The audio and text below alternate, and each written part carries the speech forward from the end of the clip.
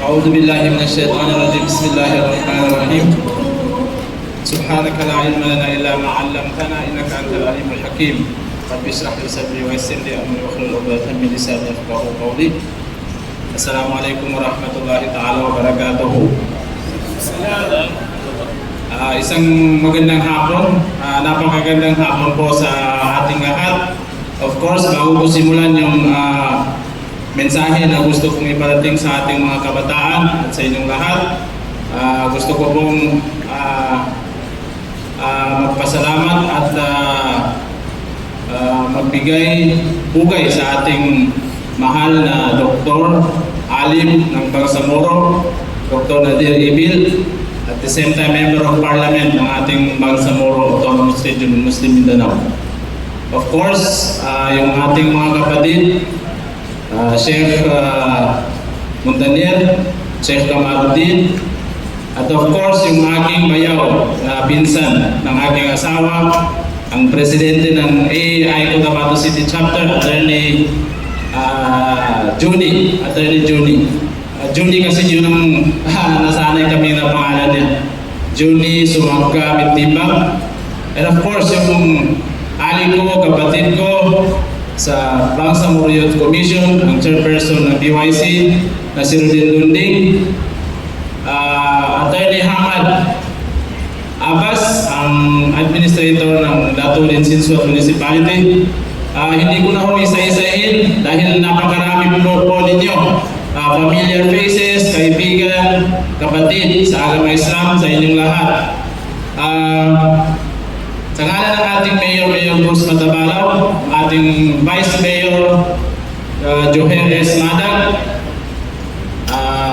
at ang 18 sa Munyang Balungsod ng Cotabato, ako ay nandito upang kayo ay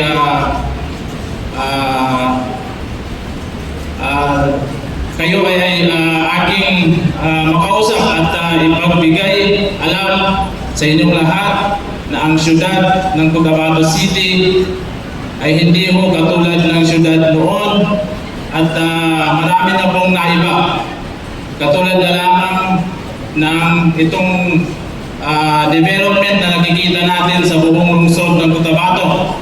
Dahil kung maalala ninyo, siguro mga elementarya pa lang kayo, ay wala pa tayong nakikitang mga ilaw. Ang katulad itong mga ilaw na nakikita natin ngayon dito sa mall. At alhamdulillah, ang lungsod ng Cotabato ngayon ay sa Muslim pa, sa Maguindanao pa, na pagsigay ng go, madakal ng gaya kailay tanong ang mga nakabago. Adata ng mailay sa kanong mga nana. Doon dito ng kailay siya sa mga kapat munisipyo ng City. So niya pa, kami sa City Government of Cotabato ay nasisiyahan na mayroong organization na kasama namin sa council, itong Al-Jalis As-Saleh, dahil bago pa lamang po, mga 1 week ago ay nag-induct at nanumpa ang mga lahat ng membro ng council na binubuo ng mga civil society organizations ng lungsod. So kasama ho ang AAI, ang Al-Jalis As-Saleh, at kasama na rin ho sila sa pag-iisip at kung ano mga kailangan ng lungsod ay kasama na ho ang AAI sa pagpaplano at pag-iisip ng mga nakakabuti o kaya makakabuti sa mga kabataan. Yan yung kasalanan sa kanong agama o agama Islam siya sa Cotabato City. Sa akiban niya, suludo, kakano, na pagtagalan ko, bagapasan ko, kaginang kawata ako na mujahid, wata ako na isa ka commander na nananggit sa Moro Islamic Liberation Front na niya ako sa politika. Uged, na nadalam kasi ako sa politika, na naayatan ko kalayaman ng mga politiko na naayanin katagalan, na nakapagdalo-dalo sa harapan ng Malacca ito, aming kakampanya. Okay, na nasaki pa niya na suludo, na napagapasan tanong, di ka na po anduta makadalo namin kamo masok ka kampanya. Pagkapasan tanong ibilang leader na maili po mo sa kanong isa leader pintalo ang kabalit sa kano dalpa yan kaslaslan nakabalit sa kano agama Islam kagina niya ba agama apa niya imagkatuturo sa kita no nang gumakasigil sa kita no sa kano surga na Allah subhanahu wa ta'ala. So niya ba isa pa na reminder sa kita no mga kangudan babay mama na pagpapasan tanong edi tanong matalsak.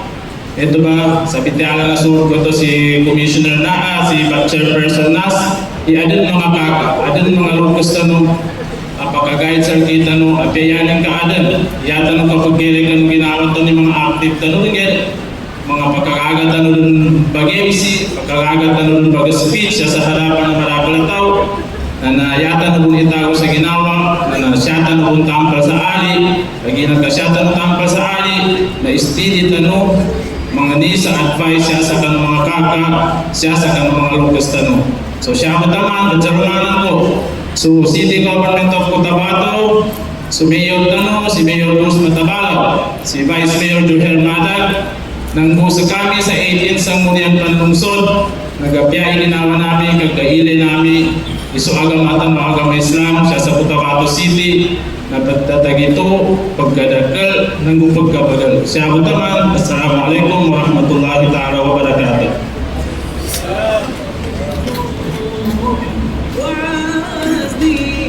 Waalaikumsalam warahmatullahi wabarakatuh.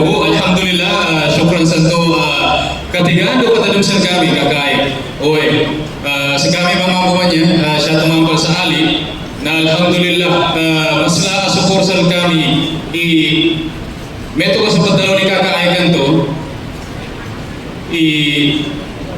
so kapandakot ano siya ba sa Cotabato City na pagkabagal, pagkapayapa, pagkapromulgate, doon kagina, alhamdulillah, maslabon sa role ng mga leaders na maslabon sa tabang ng mga kamal na. For example, si AEI, si Angelis Saleh, alhamdulillah, kagaya po nang napresenta namin sa inyo kanina, tayo po ay opisyal ng kinikilala ng Cotabato City LGU bilang katuwang sa pagpapalaganap ng kapayapaan sa Cotabato City.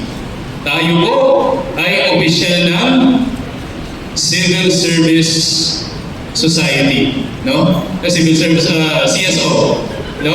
Na medyo excited mag-exam. Review. No? COS. CSO. At hindi pa nakapirma ng kontrata. COS. Contract of Service. No? Alhamdulillah. CSO na tayo. Alhamdulillah. Officially, alam din nakapirma ka sa kontrata. Okay, ayan. So, ang malinganan tanong, ito ba? So, organization tanong na sukur-sukur kanong mga leaders tanong, kanong mga kamal tanong, kanong mga ulama tanong, meto ba? Pagkatatabangan sa lamang efforts sa kanong kapagkabagal sa da'wa siya kanong ingat tanong. Gusto ko rin i-quote yung sinasabi palagi sa amin ni Kakanas, ni Chairperson, no? Yung strengthening, sustaining, and preserving the gains of the peace process. So, parte po ng pag-strengthen, pag-sustain, at pag-preserve itong mga da'wa initiatives na ginagawa natin. Doon, kinakuha tanong sa bangsamuro niya na siya kong binyaba imasla at ipunanin sa da'wa. Alhamdulillah. Okay.